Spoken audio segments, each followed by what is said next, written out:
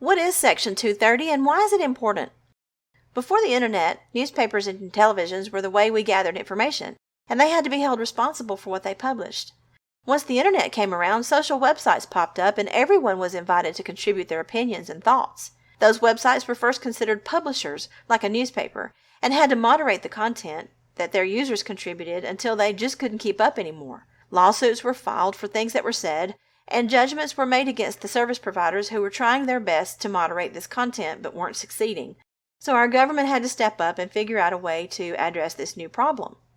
They settled on adding Section 230 to the Communications Decency Act of 1996. Some people have called it the 26 words that created the internet. Here's what it says. No provider or user of an interactive computer service shall be treated as the publisher or speaker of any information provided by another information content provider.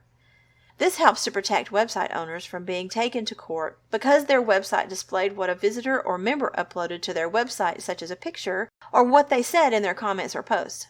It does not protect criminal content, such as copyright violations, but it does protect the ability to have a flourishing social aspect to a website. If this protection were to be taken away completely, the internet as we know it would change. Blogs could be held liable for any random comment that someone posted on their articles.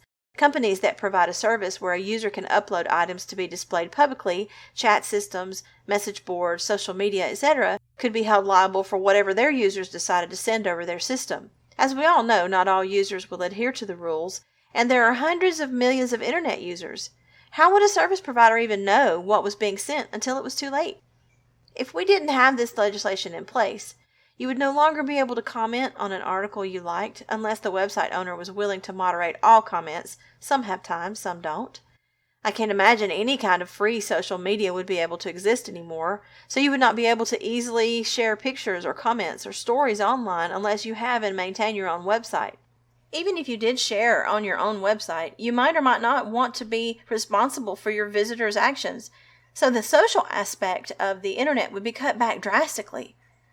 Section 230 is under scrutiny on a regular basis by our government because bad actors are always finding a way around the rules to attack others and cause trouble. While it probably does need some changes since the internet is constantly evolving, we need to make sure that our freedoms are not also thrown out at the same time.